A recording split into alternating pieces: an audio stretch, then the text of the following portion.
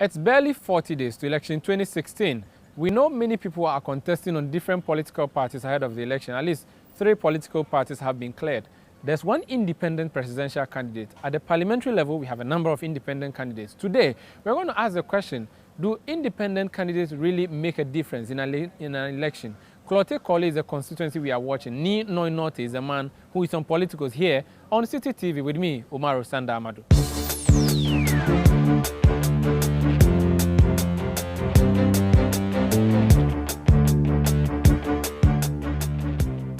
So he has been described as a street boy. He's a former NPP chairman for the constituency, Korle, in which Citi TV is located.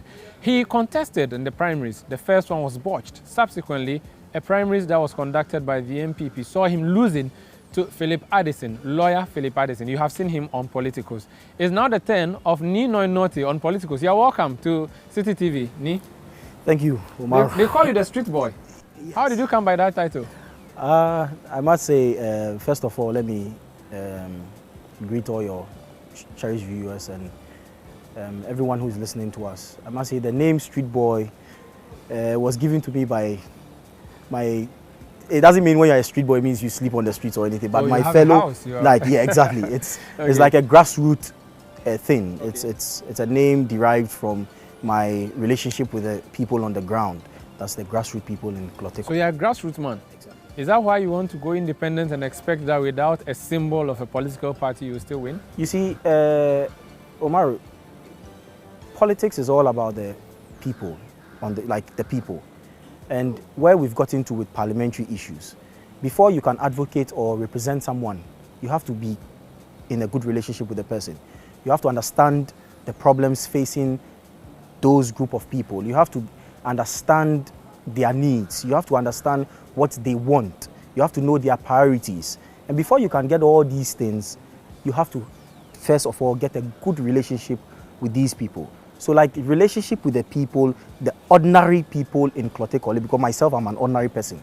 You know, like, I mean, we all grew up from the same area. We all attended the same school. We've lived together. We've done everything together.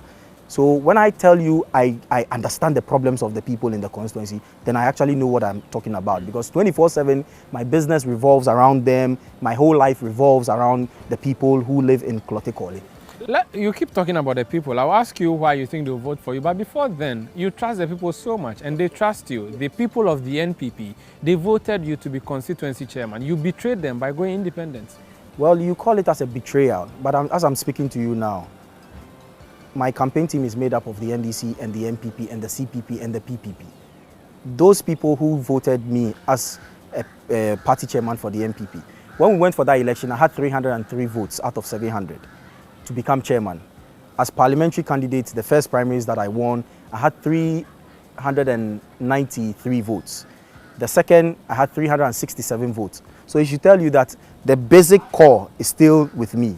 And those are the same people who are even helping in this independent cause, because those people do not only believe in me as affiliated to a party, they believe in me as a person. They know what good we have done and they know our capabilities and our strength. They know how well we relate to them. They know how good we understand their problems. So when we are advocating for right things for them, we know what we are talking about. You know, so the confidence is there. But if you become a constituency chairman of a political party, it means you trust in the ideology of that party. Exactly. For you to leave that party, it must be really strong. So the ideology of the NPP we all know, the ideology of the NDC we all know. What is the ideology of an independent Nii Noi candidate for Klottey? Well, and it's simply the development of Klottey. When I talk about development of Klottey, in our constituency right now, I always say, when you look at our priority list, infrastructural developments, yes, every constituency needs, but that is not our priority like right now.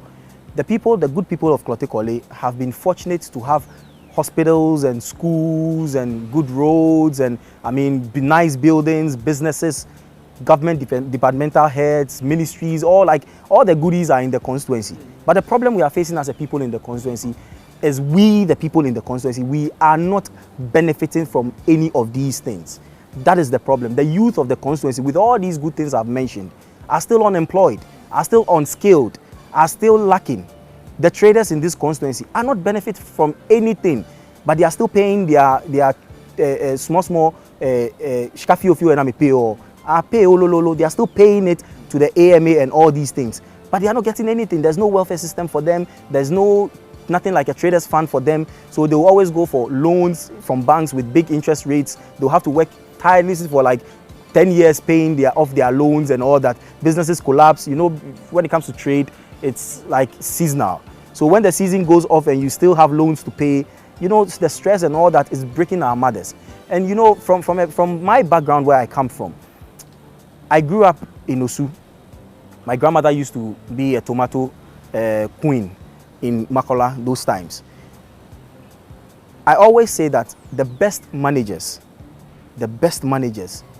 are the market women, are the traders.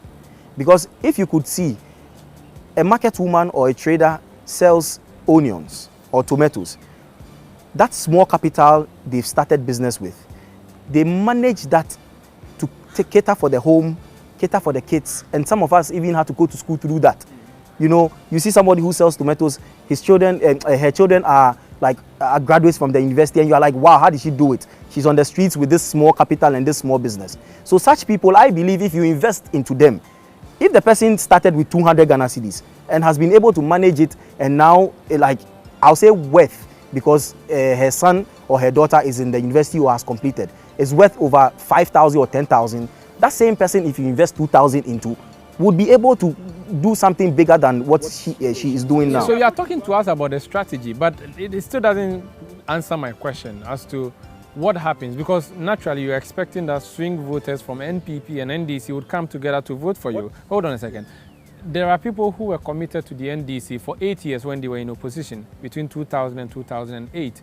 Then in 2009 to 2016 now, there are people who are still committed to the NPP. They believe that the NPP is going to win. You lost an election and then you ran away from the party. They cannot trust you. They voted you to be constituency chairman. Well, like you said, the people in the constituency right now are looking for a candidate who they have confidence that is going to represent their interest.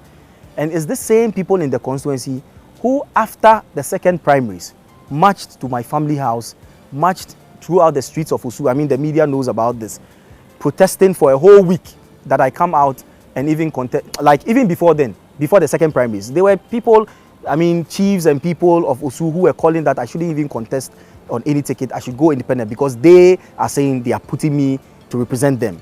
So after this whole thing, you know, my interest in politics began with the people. Fortunately, I had the chance to serve in the MPP because I believe in the ideologies of the party. Now we are talking parliamentary, not presidential, not national. When you ask any die-hard member of the MPP or any die-hard member of the NDC to sacrifice one between the presidential and the parliamentary, they would always go for the presidential. They would sacrifice the parliamentary for the presidential, because they believe when their flag bearers win and become presidents of the country, that is where they are actually going to see what they expect, that the ideology of the party coming to bear. You understand what I'm saying? Now, when it comes to parliamentary, I, in my small opinion, I think we've been making a mistake if we only follow political line, like party lines, when it comes to parliamentary. Because there's a saying that I always condemn, that, oh, me CPP ni inti alo CPP nyojimi e wokeji CPP ke tepo ba mat fon ha CPP. But it's parliamentary. When you go and vote for that, you say in English, you say because I'm CPP, when CPP brings a stone, I would even vote for CPP. When you vote for a stone, you will get nothing. It's good because it won't work. It's good you are talking about presidential and parliamentary. And so you are an independent candidate. At the end of the day, your photo is going to be there, your own symbol that you have decided. Exactly. When you go on the ground and you ask the people to vote for you, Nii Noi Nortey, at the presidential level, who do you ask them to vote for? I only focus on parliamentary, because what I'm doing right now is an all-inclusive thing. Like, when I become member of parliament, I become for the whole constituency, not any political party. Very well. I want to vote for you, Nii Noi Nortey. Which presidential candidate should I vote for on December 7th? You know what? You only have to listen to the policies and the manifestos that the presidential candidates are bringing on board. And you advise yourself based on the things they are saying.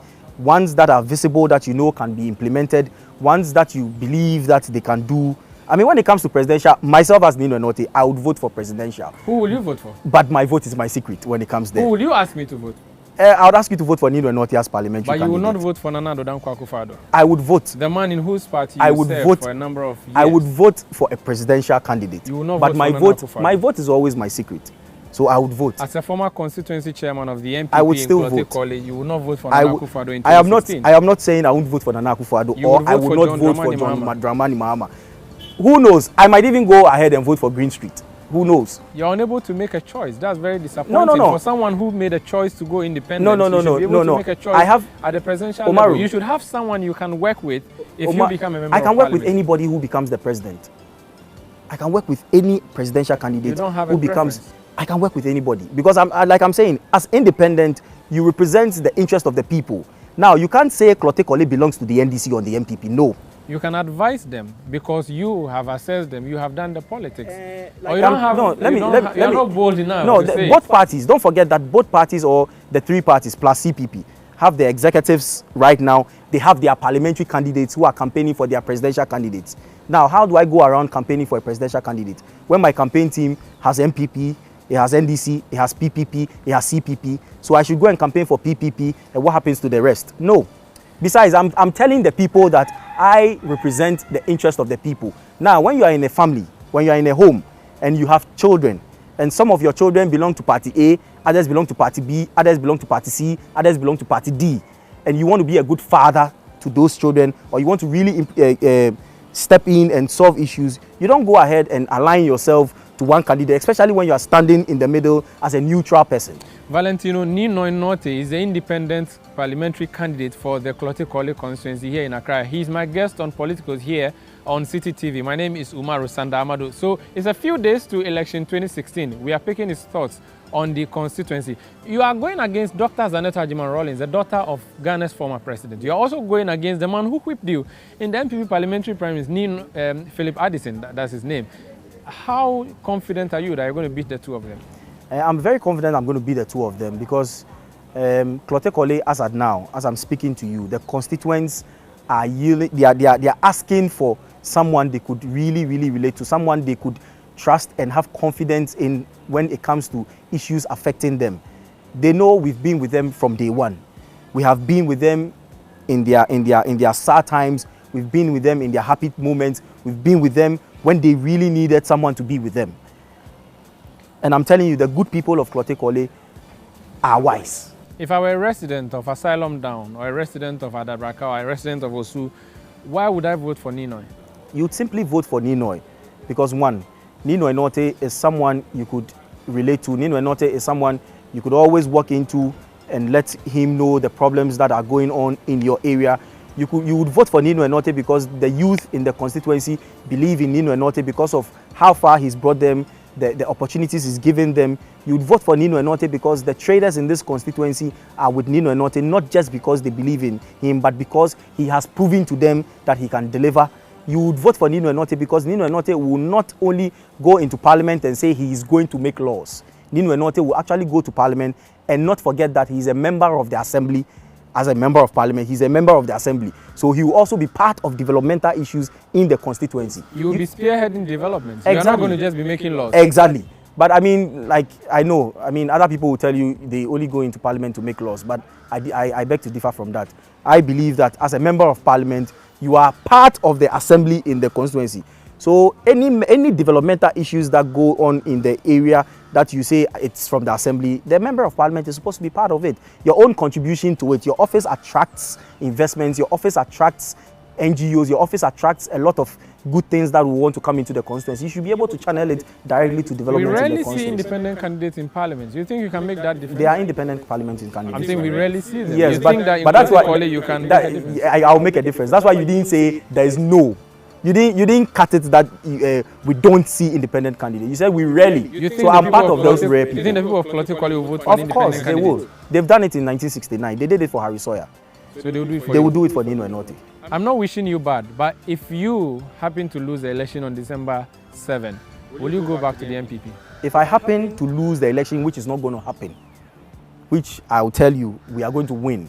But, I mean, if you imagine that I happen to lose it, I'm still a member of Korle. I will still advocate and fight for the people of Korle. Will you join the MPP? I would still be with the people of Korle. You will not rejoin the MPP? I mean, that's for the future. We will get to the river and cross it. If you became a member of parliament, whose side will you sit on, the NDC side or the MPP side? My seat is Korle. The Korle seat will always be in parliament. You will be asked to align? I entered parliament as an independent candidate, so I'll be there. Thank you very much. Valentino Nii Noi Nortey. He's a man who wants to raise a seat from the incumbent member of parliament for Korle, Nii Amadu. He has been my guest on Politicos here on Citi TV. Do join us again same time next week with another exciting and exclusive interview here on Politicos. My name is Umaru Sanda Amadu.